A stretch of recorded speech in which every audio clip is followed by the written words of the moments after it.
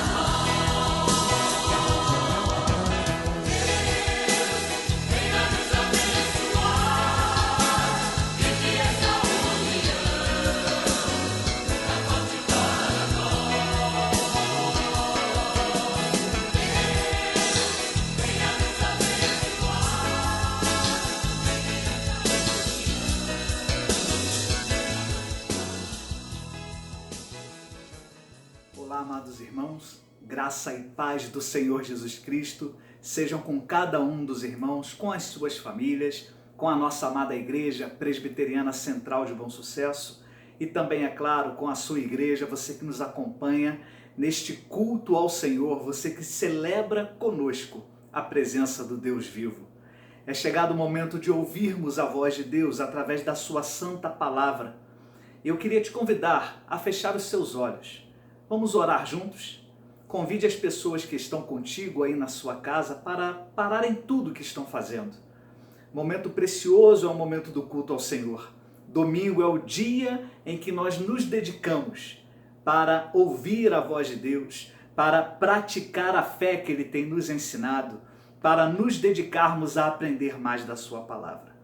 Fechemos os nossos olhos, oremos juntos. Amado Deus e Pai, santo, santo, santo é o teu nome. Agradecemos ao Senhor por esta oportunidade de compartilharmos da Tua palavra com os nossos amados irmãos. Retira de nós, ó Deus, tudo que porventura possa nos atrapalhar nesse momento.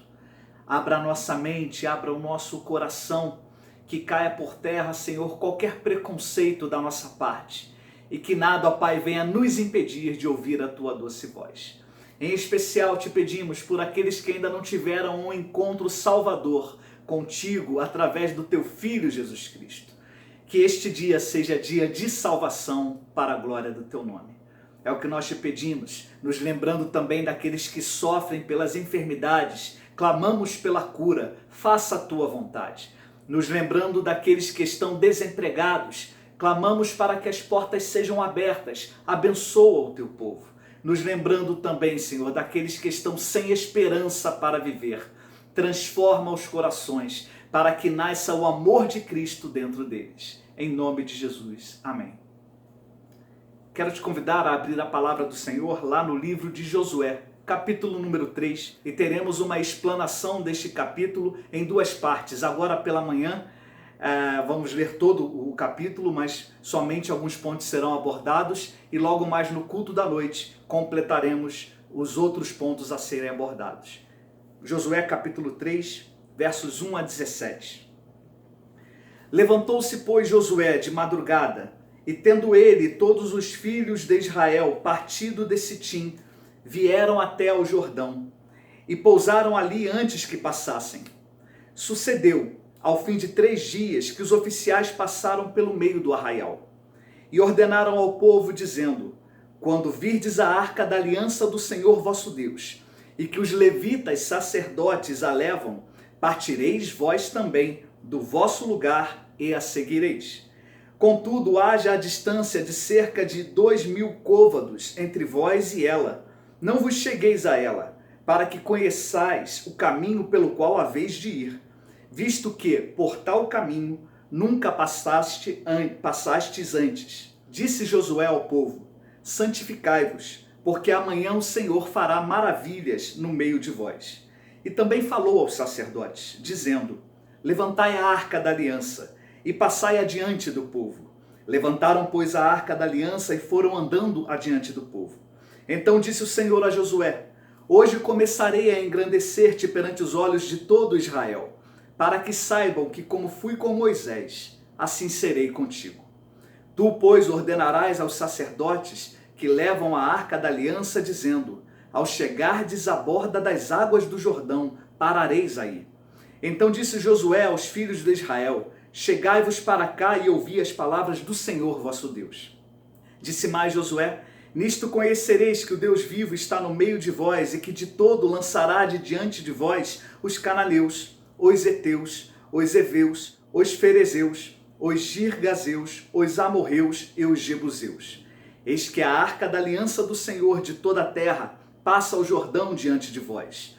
Tomai, pois, agora 12 homens das tribos de Israel, um de cada tribo, porque há de acontecer que, assim que as plantas dos pés dos sacerdotes que levam a arca do Senhor, o Senhor de toda a terra, pousem nas águas do Jordão, serão elas cortadas, a saber, as que vêm de cima e se amontoarão.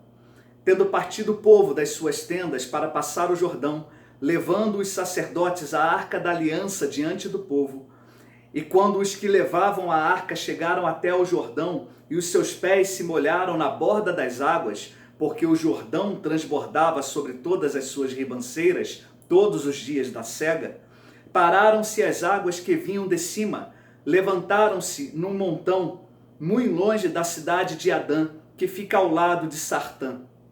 E as que desciam ao mar de Arabá, que é o mar salgado, foram de todo cortadas. Então passou o povo defronte de Jericó.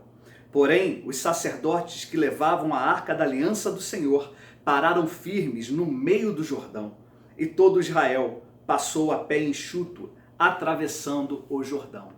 Amém. Palavra do Senhor. Palavra que nos mostra o seu servo Josué, que agora tinha sido levantado por Deus para assumir a liderança do povo de Israel, para chegar até a terra prometida, a terra de Canaã, que Deus já havia dado como herança para o seu povo. Josué e Calebe eram dois dos 12 espias que Moisés enviou até a terra para espiar a terra, e foram os únicos dois que voltaram com esperança, com alegria, com fé que conquistariam. Os outros 10 voltaram pessimistas, e por conta desta falta de fé, o povo de Israel ainda peregrinou 38 anos no deserto. Mas Deus, no tempo certo, levanta Josué como líder, e agora fala com Josué como deveria ser a chegada até Canaã. Porém, entre o povo de Israel e a terra prometida, existia ali o rio Jordão. E este rio recebia naquela época do ano uma quantidade ainda maior de água por conta dos montes que degelavam ali o que tinham de neve em cima deles no seu cume e derramavam ali até chegar ao rio. Mas a palavra do Senhor nos mostra que o Senhor era com Josué e com o seu povo. Nós vemos aqui alguns pontos e eu queria destacar com os irmãos os pontos do versículo 1 a 3. Nos versículos 1 a 3 nós vemos aqui que Josué se levanta de madrugada e ele e todos os filhos de Israel partem para Sitim e vão até o Jordão e pousam ali antes de passarem. Ao fim de 3 dias os oficiais passaram pelo meio do arraial e ordenaram ao povo: quando virdes a arca da aliança do Senhor, vosso Deus, e que os levitas, sacerdotes, a levam, partireis vós também do vosso lugar e a seguireis. Nestes 3 primeiros versículos, nós temos um profundo ensinamento da palavra do Senhor. E este ensinamento vem da parte de Deus, mostrando que é necessário que o seu povo o siga. A arca da aliança simbolizava a presença de Deus com o seu povo. Ali dentro da arca estavam as tábuas da lei, os 10 mandamentos que Moisés recebeu do próprio Deus, escrito pelo próprio Deus. Estava também ali a vara de Arão e também o maná que descia do céu, simbolizando ali o cuidado de Deus, a providência do Senhor a guiar o seu povo. É por isso que a ordem que é dada a Josué, e esta ordem é passada ao povo claramente, é necessário esperar, e quando a arca passar, aí sim o povo seguirá. Bom, nós já temos aqui um primeiro ponto e já uma primeira aplicação para a nossa vida. Nós estamos prestando atenção à presença do Senhor e temos seguido Ele para onde Ele tem ido? Somos discípulos do Mestre realmente? Estamos aprendendo com o Senhor, acompanhando na sua palavra a sua vontade, retendo ali para nós os ensinamentos bíblicos que guiam a nossa vida? Ou será que nós estamos passando adiante? Certo pregador já disse com muito acerto sobre esta passagem que é necessário a gente entender que temos que seguir por onde Deus se encaminha e não cairmos naquela de, olha, que o Senhor me acompanhe por onde eu for. Porque nós temos o coração humano e o nosso coração é falho, a gente pode seguir por um lugar que não é da vontade de Deus. O discípulo do Senhor está sempre preparado para acompanhar o Mestre para onde o Mestre vai.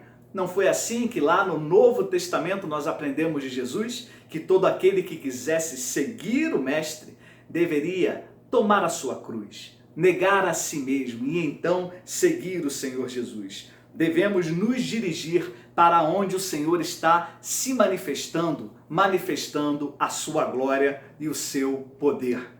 Bom, no versículo 4 nós temos o segundo aprendizado aqui para este texto e que a palavra do Senhor nos traz ao nosso coração. Nós devemos manter a reverência a Deus. Vejamos que o texto diz: contudo, haja distância de cerca de 2.000 côvados entre vós e ela. Não vos chegueis a ela para que conheçais o caminho pelo qual haveis de ir, visto que por tal caminho nunca passastes antes. O Senhor, quando nos dá uma orientação, há um porquê, há um propósito, e é para o nosso bem, é para que a gente pare de sofrer, é para que a gente não se machuque nesta vida. O Senhor também estabelece ali o padrão como ele deve ser seguido, com reverência. Percebam, 2.000 côvados era a distância que o povo deveria se manter da arca que estava sendo levada da maneira correta pelos levitas. Isso dá aproximadamente 900 metros de distância. E isto era necessário para que o povo de longe conseguisse ver que era o Senhor quem ia à frente, que a presença do Senhor é quem lhes daria a vitória. E era necessário que todos pudessem contemplar a presença do Senhor através da sua arca a direcionar o povo. Antes disso, no deserto, o povo estava acostumado ali, não é? Com uma nuvem do céu, uma coluna de fogo que o guiava. Agora, para atravessar o Jordão, a própria Arca da Aliança estava dirigindo o povo nos seus passos. Mas a reverência precisava ser mantida.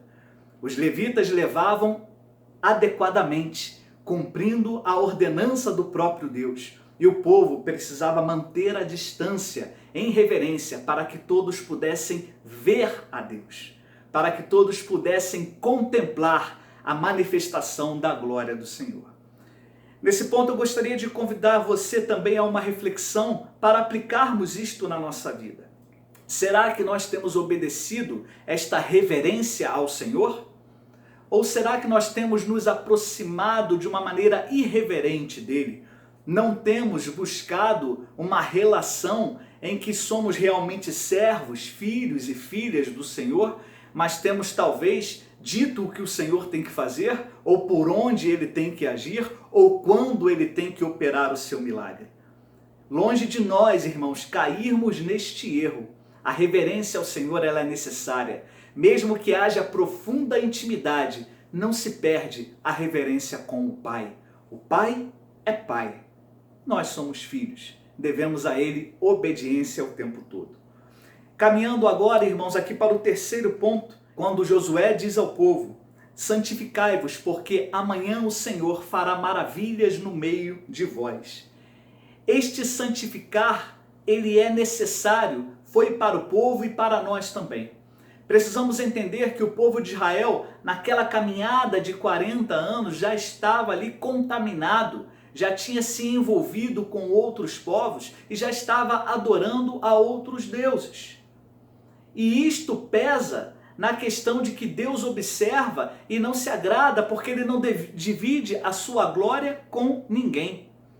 É por isso também que o Senhor manda que eles se santifiquem. Isso significava: joguem fora os ídolos, abandonem toda e qualquer imagem e escultura, todo e qualquer amuleto, pode-se dizer até toda e qualquer superstição. Por quê? Deus precisa estar no controle de tudo e o milagre que iria acontecer, a maravilha que o Senhor operaria no dia seguinte, toda a glória deveria ser dada somente a Ele, o Deus grandioso, o Deus todo-poderoso, aquele que fez através de Moisés a abertura do Mar Vermelho para o povo passar e agora, através de Josué, o novo líder, faria ali a abertura do Rio Jordão para o povo chegar finalmente à terra prometida. Santificar-se significa separar-se. Santificar-se significa reconhecer que o Senhor é o único Deus a ser adorado. Eu não sei se dentro da sua casa você tem outro objeto que você acompanhe ou que você preste reverência ou que você se apegou a ele de tal maneira que possa ser um ídolo na sua vida. Talvez não seja algo concreto, mas pode ser algo abstrato. E nada e ninguém concreto ou abstrato pode estar à frente do nosso relacionamento com o Senhor Deus. O único mediador é o Senhor Jesus Cristo.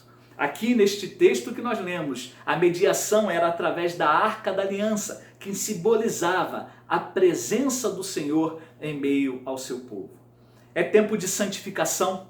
Muitos querem ver as maravilhas que o Senhor pode operar nas suas vidas, mas não têm deixado de lado o pecado.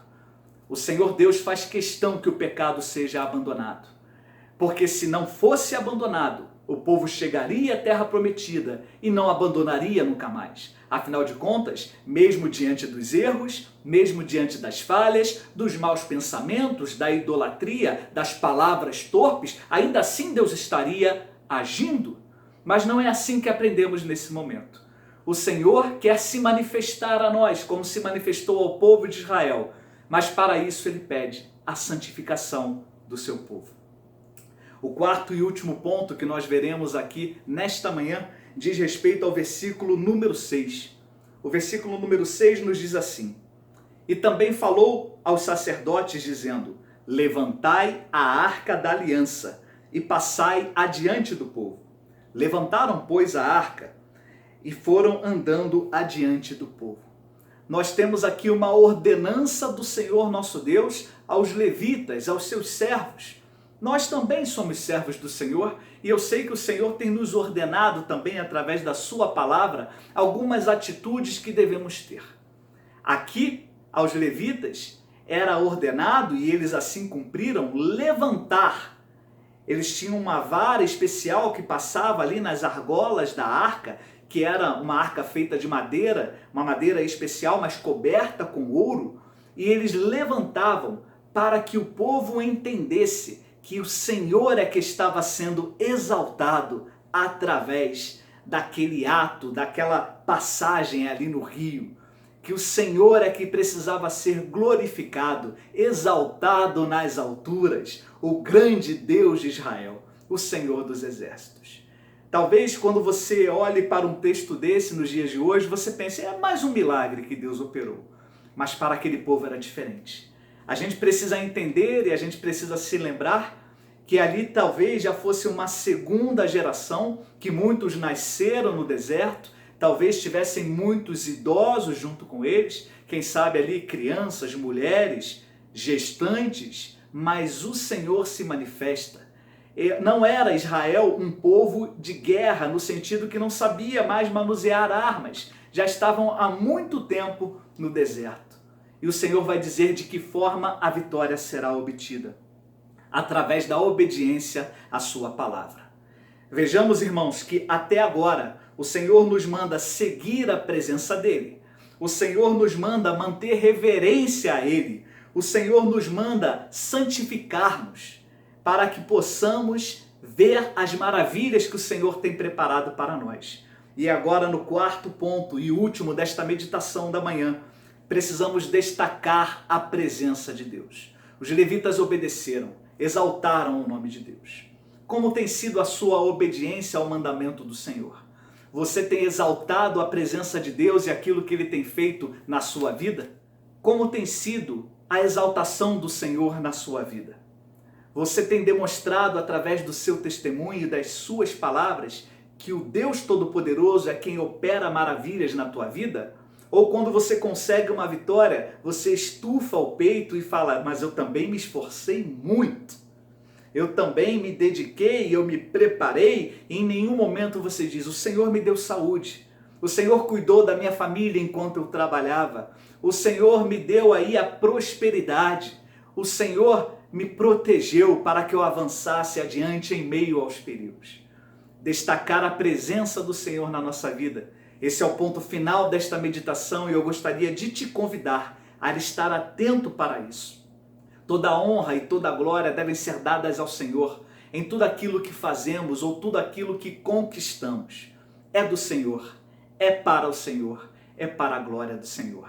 É para isso que o seguimos. É para isso que temos total reverência a Ele. É para isso que nós nos santificamos, para que o seu nome seja exaltado através das nossas vidas. Nós não somos merecedores de nada, nunca seremos, mas o Senhor nosso Deus merece todo o nosso ser a trabalhar para Ele. Vivemos tempos em que precisamos tomar decisões. E a decisão que precisamos tomar nesse dia é: somos ou não somos do Senhor? Pode parecer uma pergunta muito básica, muito simplória, mas se você responde sim, observe, faça uma pergunta a si mesmo. Você tem seguido a palavra do Senhor? Você tem tido reverência a Ele? Você tem se santificado e abandonado a prática do pecado? Você tem destacado o Senhor na sua vida para aqueles que ainda não o conhecem e até para aqueles que conhecem? Esse é o nosso desafio. Que Deus te abençoe e te guarde e que te use poderosamente e que transforme a tua vida. Em nome de Jesus.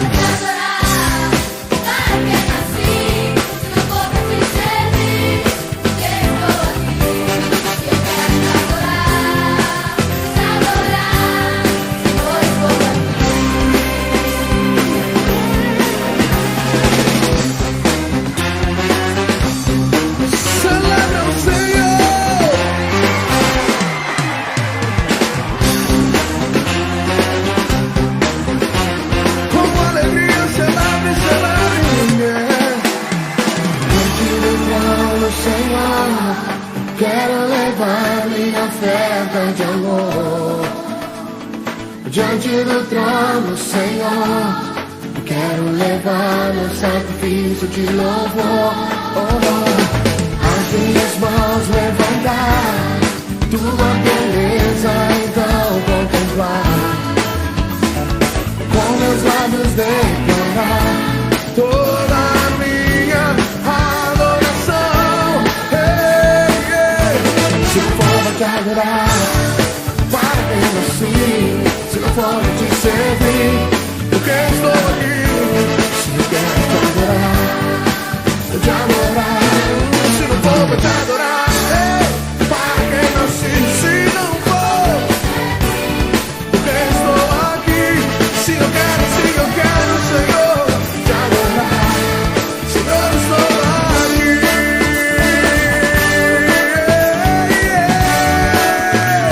Estou aqui, Senhor. Diga. Se não for pra te adorar, para que nasci. Se não for pra te servir, porque estou aqui. Se eu quero te adorar, preciso te adorar. Anseio te adorar, te adorar, te adorar.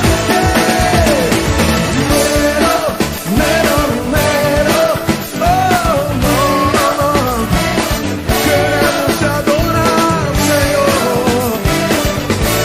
Eu quero te adorar, Senhor.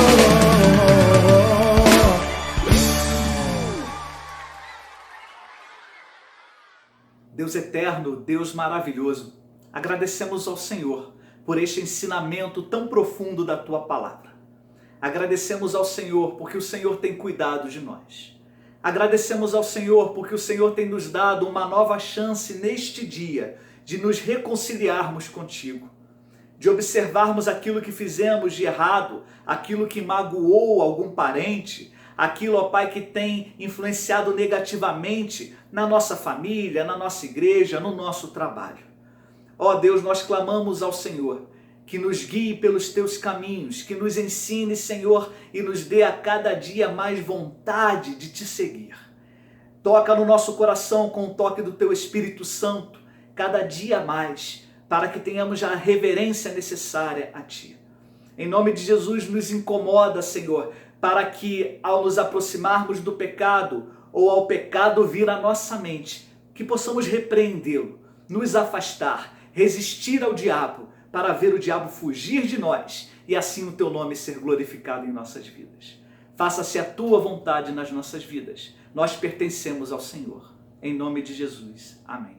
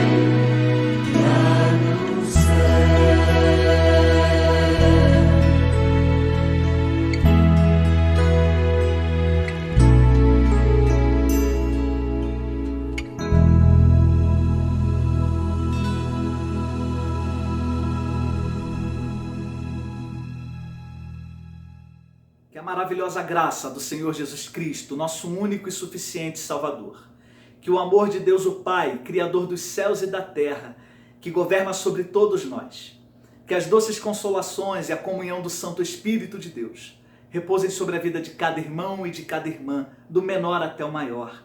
Repousem sobre a vida dos que sofrem pela enfermidade, trazendo a cura. Repousem sobre os desanimados, trazendo a alegria da salvação. Sobre Bom Sucesso, Rio de Janeiro, Brasil e o mundo, trazendo a paz que tanto necessitamos, e sobre todo o povo de Deus, espalhado pela face da terra, hoje e sempre. Amém. Agradecemos a Deus pela tua presença conosco e te convidamos para adorar ao Senhor logo mais à noite, para a glória do Senhor.